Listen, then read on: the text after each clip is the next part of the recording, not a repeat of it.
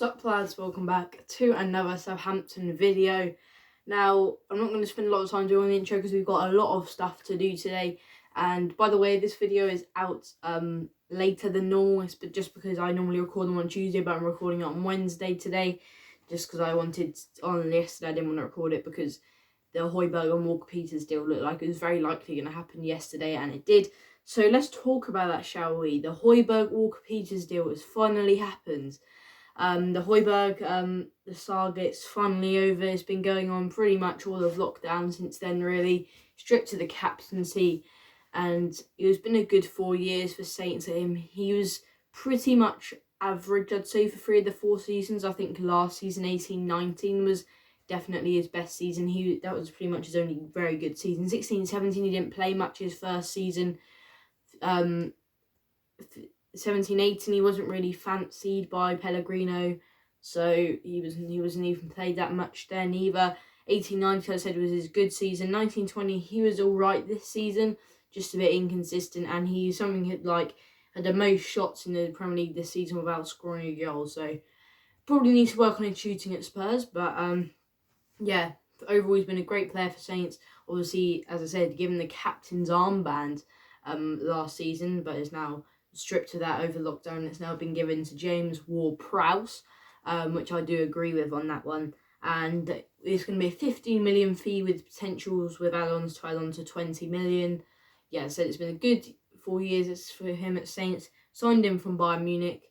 And clearly he must be all right because Pep Guardiola quite liked him when he was at Bayern. So yeah, it's been a good year at Saints, good 4 years at Saints for him.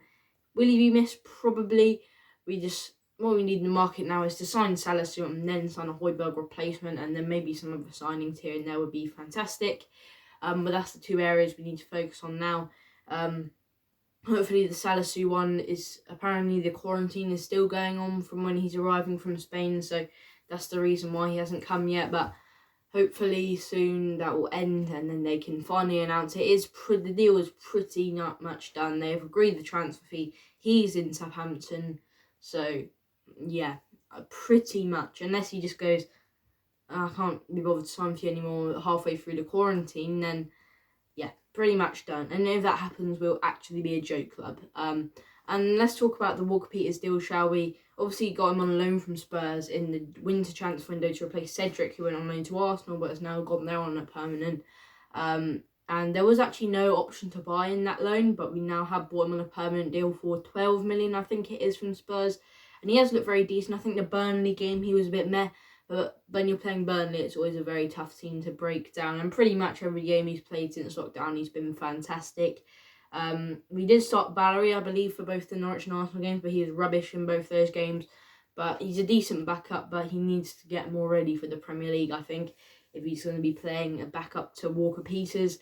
But yeah, Walker Peters, very pleased with that signing. That's our first signing of the summer. And yeah, we are also linked with Matty Cash, the Nottingham Forest right back. But I think Walker Peters is a good deal because obviously he's experienced in the Premier League. A lot of Spurs fans saying we're overrating him, but just because he wasn't inconsistent at Spurs doesn't mean he's going to be inconsistent at Saints. Same with Højbjerg, really. I think they might be overrating him a little bit, the Spurs fans. But as I said, there's 2 different clubs. He might do really well at Spurs. Who knows? So yeah, Højbjerg, Walker Peters, 2 good deals.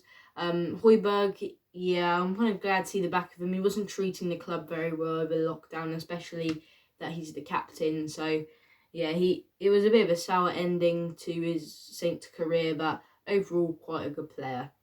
And anyway, another kind of new deal. Jake Fokins, our backup left back to Ryan Bertrand, the youngster, signed a new contract until 2024, and apparently Ward-Prowse has signed an extension until 2025, and Ryan Bertrand might be signing a contract extension. That's a good deal. He's looked good the games he played, scoring his full-season debut against Huddersfield, I believe. So good start to his career, isn't it? But yeah, it's a good to get the youngsters on longer contracts, so you don't have to worry about renewing them. And yeah, Vokins has looked very decent, and when he's come in for Bertrand, he played, I believe, against Brighton, I think it was, in the league, and he did look very good then. Both Danny Ings and Musa Djenepo are up for end of season awards. Ings for player of the season, Djenepo for goal of the season, the one against Sheffield United where he just ran like slalomed all the defenders. I believe the vote's already closed for that, so I think they're going to announce it today. I doubt Ings is going to win player of the season, and I thought maybe Adams' goal against City could have been up for goal of the season, but at least we've got one on there, Djenepo's goal. I think the best chance we have is Djenepo at goal of the season. I don't think Ings will win player of the season, sadly. I think now we'll go to Kevin De Bruyne. Not that biased. I do think De Bruyne should win it, with Ings a close second though. So yeah, De Bruyne I think should win it, but Ings isn't far behind. He should definitely, Ings should definitely be in the contention for that. He's been very good all season, very consistent all season, and he would be good to win the player of the season. I highly doubt Saints players ever won player of the season.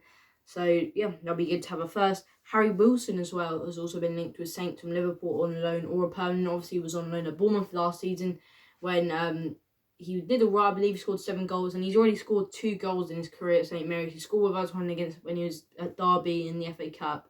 Then he was scored against us with Bournemouth this year when we lost 3-1. So hopefully he can score some more goals at St Mary's, but in a Saints shirt.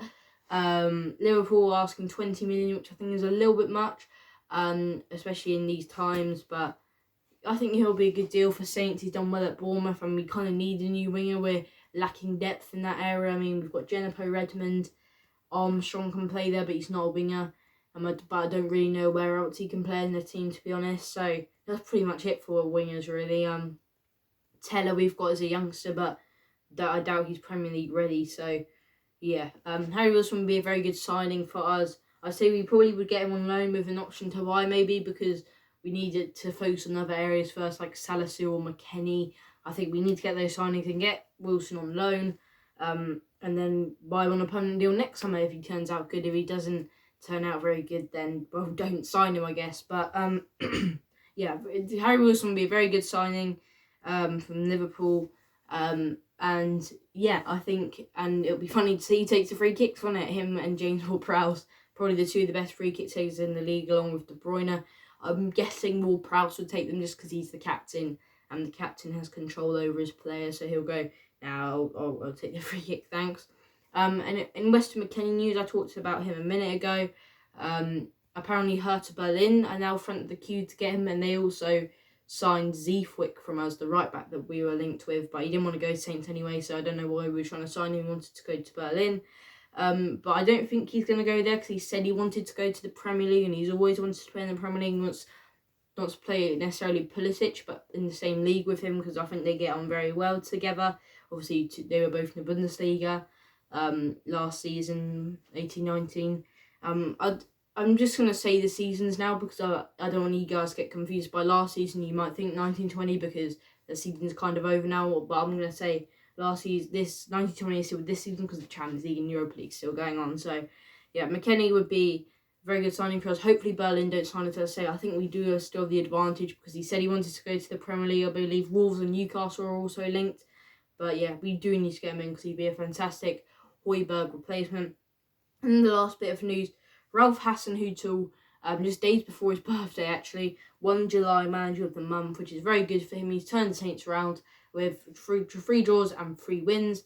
Good month for him, very good month for Saints. And he deserves that Manager of the Month award. He has really turned us around. We were, I think, 19th when he took over, and now last season, and now this season, 19-20, he's taken us to 11th position in the Premier League, and only 2 points off the top half, which is a miraculous turnaround, and he definitely deserves that Manager of the Month award. He's definitely one of the top 10 managers in the league, probably maybe pushing top 5, but there are some very good managers in the Premier League, so maybe not that yet. Hopefully we can push for Europe next season, although it's going to be a very tough task with Leicester, Wolves, the classic top 6, Sheffield United, Burnley. It's going to be a very tough task, but I think our goal next season is to definitely push for those European spots. And by the way, guys, who I think should replace PM or Højbjerg will be coming up sometime this week, probably 2 or 3 days. So if you don't want to miss that video, remember to subscribe and turn on the bell. Also, remember to subscribe to my other channel, my Footy Fan channel.